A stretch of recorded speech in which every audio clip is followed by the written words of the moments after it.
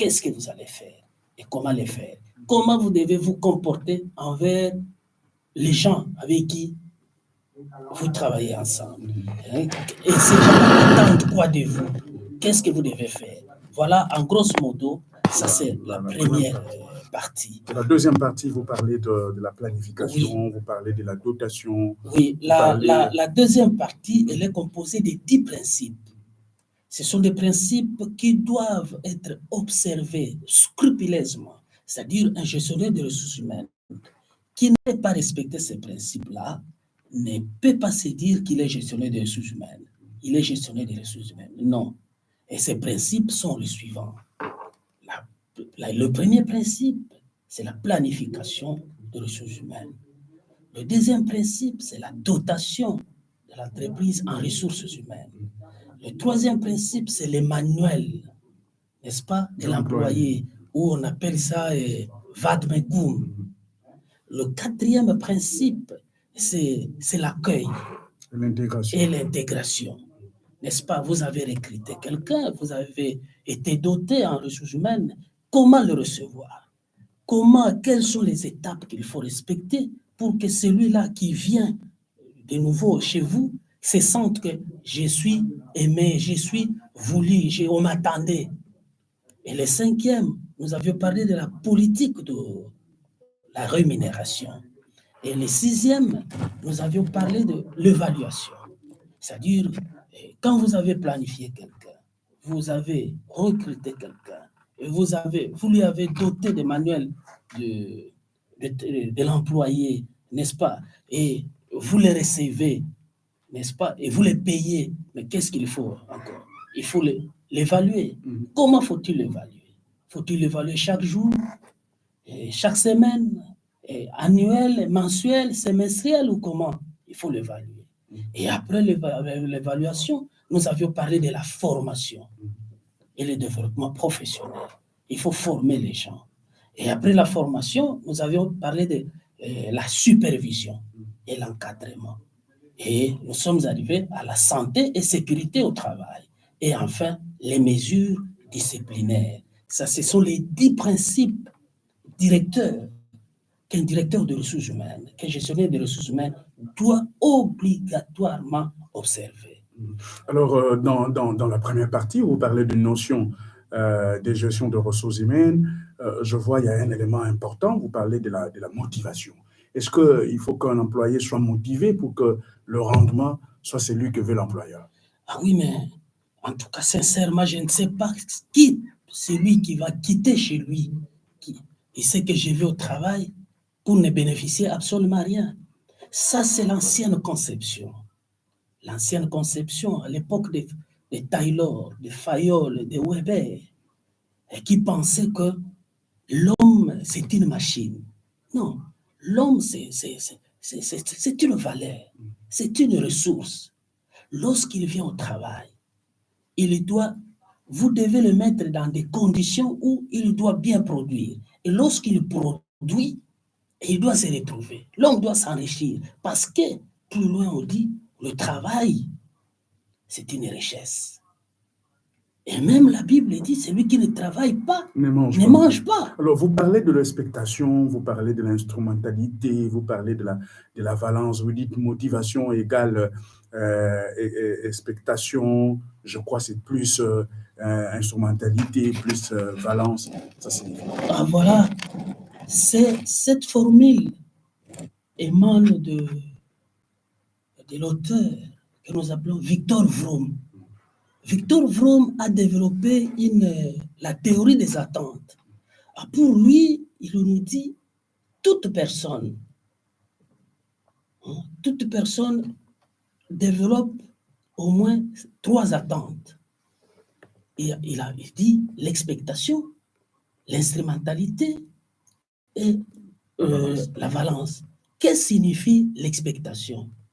L'expectation, monsieur le journaliste, toi, tu quittes chez toi à la maison, tu arrives au niveau des services, tu sais dans ton esprit déjà que non, dès que j'arrive, la tâche qui me sera confiée, je vais faire réaliser ça convenablement. Et le fruit de cette tâche-là va me revenir. Mais lorsque tu arrives, tu travailles, et à la fin, vous n'êtes pas rémunéré. Quelle sera ta conception? Je vous pose une petite question. Comment tu dois te comporter? Donc, tu seras découragé. L'instrumentalité, ok, c'est la même chose. Tu quittes la maison, tu arrives, tu travailles. Tu sais qu'à la fin du mois, j'aurai par exemple 1000 francs congolais. Tu travailles, tu te donnes corps et âme, tu réalises. À la fin du mois, tu as 300 francs congolais. Quelle sera ta conception? Ça n'ira pas. La valence, c'est quoi? La valence, c'est la valeur attribuée au résultat produit. C'est ce qu'on appelle la valence. Alors, pour Victor Vroom, si vous n'avez pas ces trois termes, ces trois variables, c'est-à-dire, vous ne serez pas motivé. La personne, pour qu'elle soit motivée, elle doit avoir une expectation élevée, l'instrumentalité élevée et la valence. C'est-à-dire que quand vous combinez les trois variables, en tout cas, monsieur le journaliste, vous êtes complet. Alors, dans ces livres aussi, quand je le lisais, je riais un peu parce que la notion de client, c'est la notion entre deux personnes qui s'échangent un bien. Alors qu'ici, on l'utilise dans le cadre de service. Je me disais, mais pourquoi monsieur Landamogo a utilisé le terme client, la direction de ressources humaines et ses clients? Oui. Dans un tableau bien représenté, où vous avez le salarié, vous avez le manager, vous avez le représentant de salarié, vous avez les dirigeants, et chacun doit être quelque chose. Qu'est-ce que vous voulez dire dans ces tableaux? Oui, le tableau, comme vous le constatez là, c'est-à-dire, nous avions parlé de mission. Lorsque vous êtes désigné directeur des ressources humaines, lorsque vous êtes nommé gestionnaire des ressources humaines, vous avez des missions à réaliser. Les missions, les gens attendent de vous quelque chose. Alors, les salariés attendent quoi de vous? Parce que ça, c'est un langage technique. Quand je parle là, celui qui est un gestionnaire averti, celui qui est un directeur de ressources humaines averti, il sait de quoi je parle. Alors, les salariés attendent quoi? Parce que nous disons 4 clients. Les clients ici ne prenaient pas ces jargons-là dans le sens de croire que non, nous sommes en train de vendre et nous, non. C'est-à-dire les gens à qui nous rendons service. Les gens qui attendent de nous un service. Prenez ça dans cette optique-là. Alors, les travailleurs attendent quoi d'un directeur de ressources humaines? Ils attendent l'équité. Les travailleurs attendent quoi? Ils attendent l'employabilité. Les travailleurs attendent quoi? Ils attendent l'éthique. Les travailleurs attendent quoi? Ils attendent la reconnaissance. Vous travaillez chez vous, ici à la RTLC, malgré tout ce que vous êtes en train de produire, mais l'employeur n'est pas reconnaissant de vous. Malgré vos efforts, malgré tout ce que vous êtes en train de produire, mais l'employeur ne veut pas vous reconnaître. Vous comprenez un peu ça? Alors, vous êtes toujours payé, en d'autres termes, on dit, je suis payé en monnaie de singe. Il y a des managers. Les managers attendent quoi? Les managers, c'est-à-dire les managers, les managers, ce sont les collaborateurs, les autres directions. Parce que la direction des ressources humaines, c'est la direction mère. Et le gestionnaire des ressources humaines, c'est lui qui forme les traits d'union entre les autres et la direction générale. Vous voyez? C'est lui qui est au milieu. Donc, alors ces gens-là, les autres collaborateurs, ils attendent quoi de vous? Ils attendent de l'écoute. Un directeur de ressources humaines qui n'écoute pas les autres, qui ne se fait pas voir. Dès qu'il vient, il ferme les bureaux. Et il est là jusqu'à 17h, 18h, 20h, 21h, il part. Ah non, il n'est pas un directeur des ressources humaines. Un directeur des ressources humaines est conformité. Les textes sont là, il faut les appliquer. Non, lui, il cache. Donc, vous croyez qu'en République démocratique du Congo, il y a des problèmes et que la plupart des directeurs de ressources humaines ne se comportent pas comme vous avez écrit dans votre livre? C'est la raison d'être de votre livre? Oui, en quelque sorte. Non seulement ça, mais parce que c'est une discipline jeune qui n'est pas encore maîtrisée par beaucoup de gens. Et les gens qui sont à la tête très souvent des entreprises, à la tête de la direction des ressources humaines, n'ont pas vraiment, ne savent pas qu'est-ce qu'ils doivent faire et comment le faire. Vous voyez, la raison de ces guides pratiques est parce que là, nous avions aussi donné des conseils. Les gens, devant une situation pratique, concrète, comment ils doivent s'y prendre. C'est ça. Est-ce que vous croyez que le travail au Congo, les entreprises sont de lieux de création de valeur? Ça, c'est le principe. Ça, c'est nous voulons ça. Que lorsque quelqu'un travaille, il est au service, il doit être un créateur de valeur. Il doit s'en approprier. Donc, le travail, c'est s'ennoblit. Le travail celui qui travaille, il est fier. Il est en lui. Et d'ailleurs, quand vous allez plus loin, Maslow l'a évoqué. Dans la motivation, nous avions parlé, avec sa pyramide. Il vous dit, pour que la personne soit motivée pour Maslow, il faut reconnaître les besoins. La satisfaction de ces besoins, il y a les besoins primaires. Donc, besoins physiologiques. C'est très important. Il y a les besoins de sécurité. Il y a les besoins d'affiliation. Il y a les besoins de réalisation. Il y a les besoins d'estime. Tu viens au travail. Tu entres au bureau, tout le monde se tait. Quand on te voit dans le couloir, tout le monde s'éclipse. Mais tu dois te sentir touché. Qu'est-ce qui se passe? Qu'est-ce que j'ai fait? Il y a aussi le problème de la rémunération. Il y en a d'autres qui travaillent plus, mais ils gagnent moins, alors que les autres ne travaillent pas ou ils ne viennent pas au travail, ils gagnent plus que lui. Exactement. Nous l'avions souligné. Nous avions souligné. Et d'ailleurs, c'est Adams, vers les années 60, il a parlé de ça, de l'équité. C'est ce que le travailleur attend de vous, directeur des ressources humaines. Dans une entreprise où l'équité n'est pas respectée, monsieur, toi, tu arrives au service de 8h à 16h30 et tu produis convenablement. Celui-là vient à 11h30, 12h. À la fin du mois, celui qui vient en retard, il est beaucoup plus payé par rapport à celui qui est là. Il n'y a pas d'équité. Il n'y a pas d'équité sur le plan information. Vous comprenez? Il n'y a pas d'équité sur le plan horaire du travail. Il n'y a pas d'équité. Alors, lorsque toutes ces choses, c'est qui doit réglementer ça? C'est les directeurs de ressources humaines. Est-ce que vous croyez que les directeurs de ressources humaines au Congo sont vraiment directeurs de ressources humaines ou ils sont des directeurs du personnel? Bon, moi, je ne saurais pas les dire.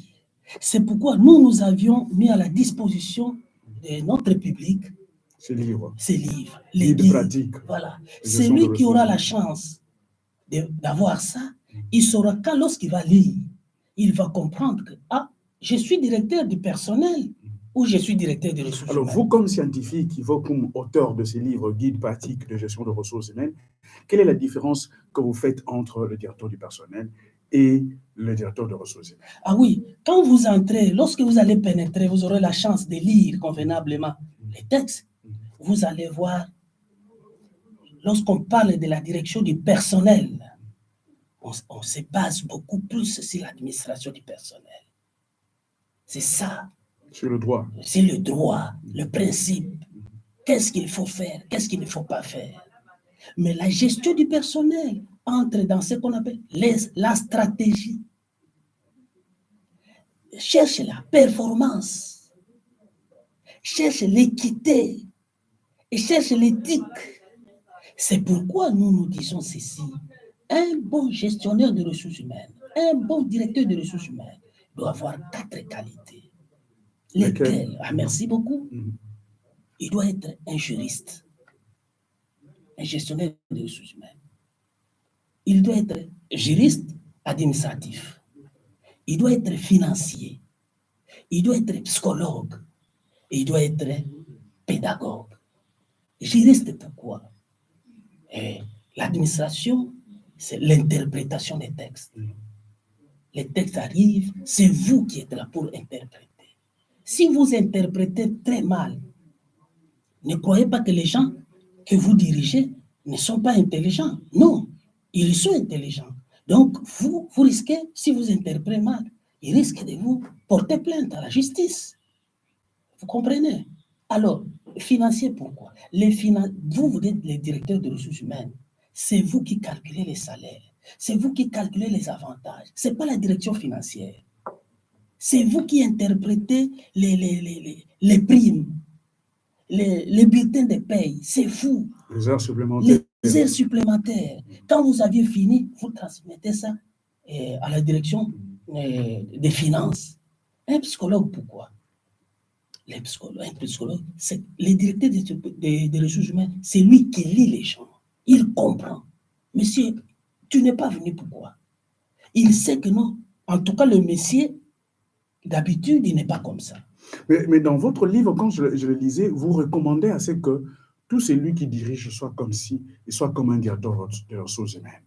Vous dites, même si vous n'êtes pas directeur de ressources humaines, là où vous gérez les gens, il faut vous comporter de sorte à ce que vous soyez comme un directeur de ressources humaines. Mais oui, l'apanage des ressources humaines n'est pas seulement réservé à la direction ou bien au directeur des ressources humaines. Chacun là où il est, il a des gens, n'est-ce pas? Il a des gens avec lui. Il doit se comporter dans cette optique-là.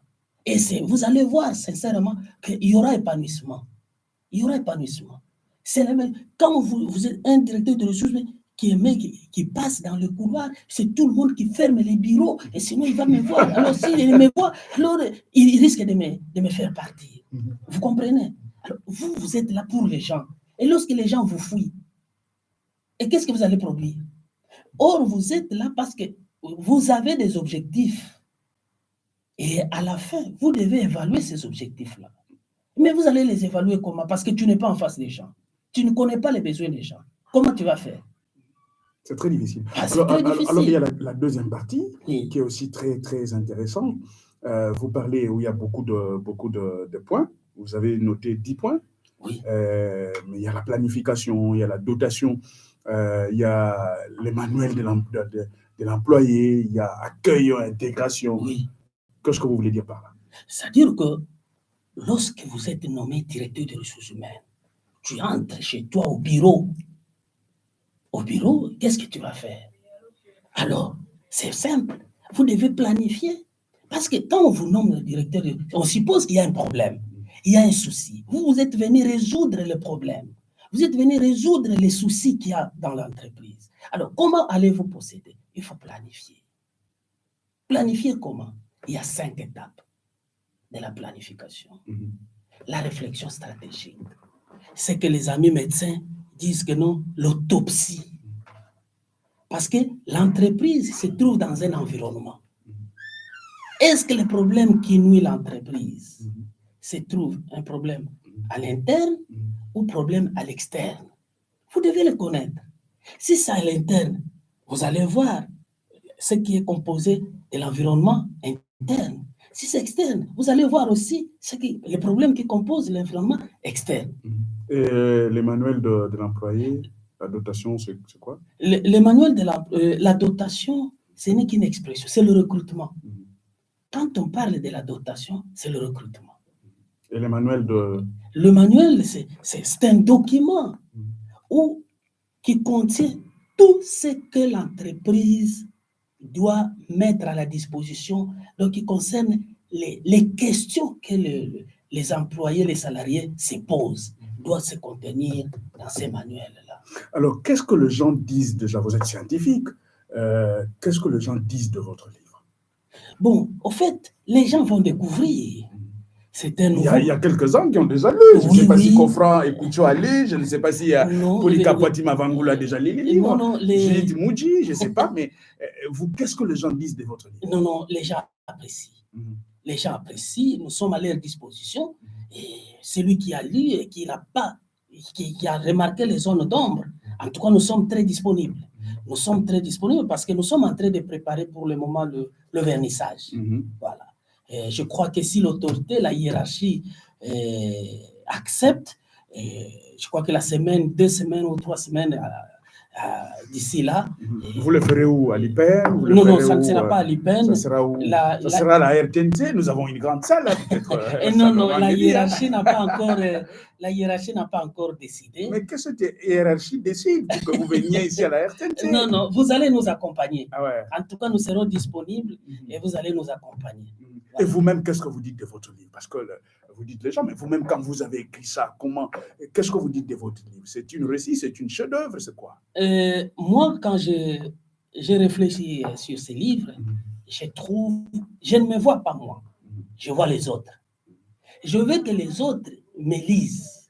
Je veux que les autres comprennent ma pensée. Je veux que les autres sachent, est-ce que nous sommes limités? Est-ce que nous sommes en avance par rapport à d'autres cieux? Vous voyez, parce que ça, croyez-moi que c'est une nouvelle discipline. Elle n'est pas encore connue de gens. Alors, je me confie aux autres, par contre, je me confie aux autres de faire la vulgarisation, d'en parler pour que nous soyons tous sur le même diapason. Voilà.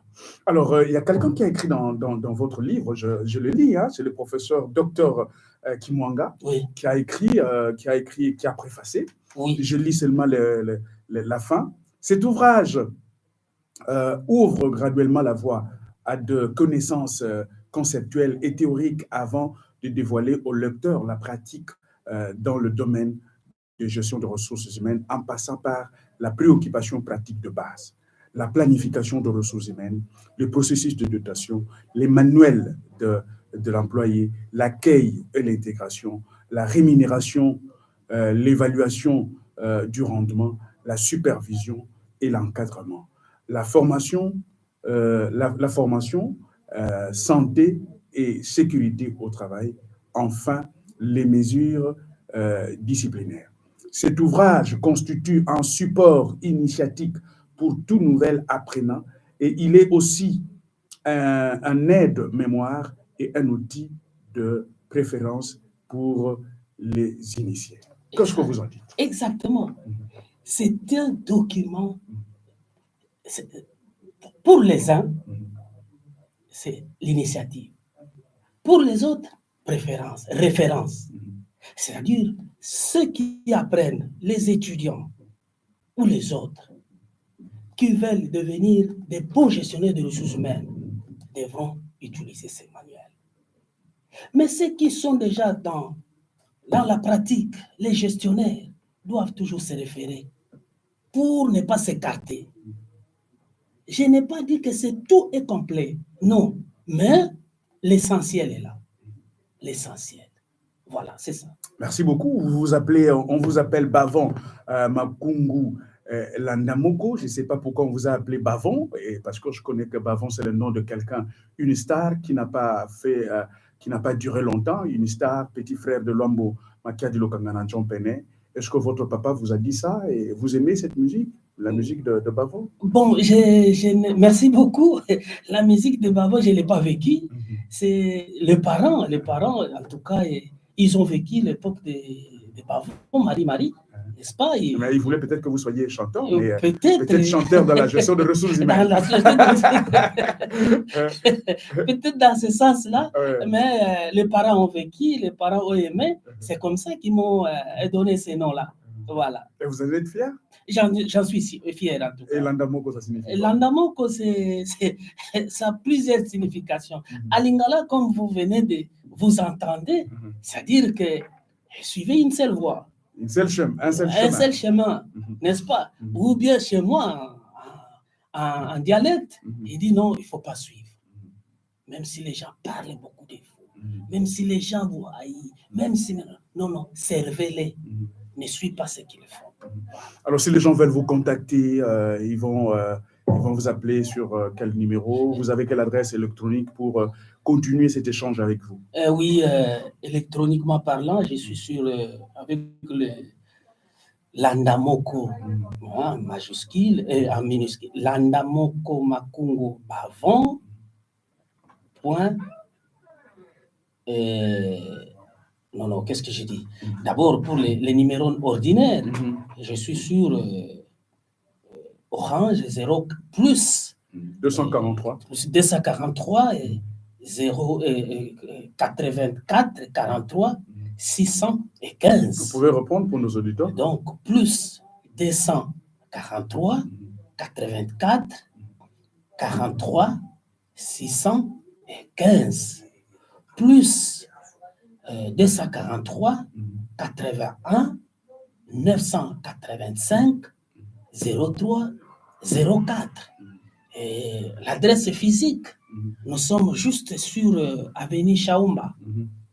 Avenue Chaumba en face ou en diagonale avec l'école technique. Avec l'école technique, l'école professionnelle technique. Si vous venez de Lingwala, en allant vers le magasin, vous allez voir les conteneurs superposés peints en noir-blanc. Voilà, c'est là où nous sommes. Donc, c'était un plaisir pour vous, chers auditeurs, de recevoir ces Congolais qui a écrit un ouvrage intéressant, Guide pratique de gestion de ressources humaines. Il est qui? Il s'appelle Bavon Makungu Landamoko. Il est colonel, il est expert en gestion de ressources humaines. Il a été formé à l'université pédagogique de Kinshasa. Non, à l'UPN. À l'UPN, oui. Université pédagogique nationale. Et donc voilà, et un livre très intéressant qui va nous amener à la bonne gestion de ressources humaines. Mais je crois qu'on va continuer à échanger avec lui, à entrer encore en profondeur pour décortiquer. Ça fera plaisir à tout le monde, à tous nos auditeurs, ça fera plaisir à Judith Mouji, ça fera plaisir à Polika Potimavangulu et à tous nos techniciens qui demain peut-être seront des directeurs de ressources humaines, ou ils seront chefs de section, ils seront chefs de cellule, ils seront sous-directeurs, directeurs, à tous ceux qui gèrent, qui ont un personnel à leur charge. Donc, ce livre vous est destiné, le livre écrit par le colonel Bavon Makungu Landamoko. Merci beaucoup et merci, colonel. Merci beaucoup. Merci.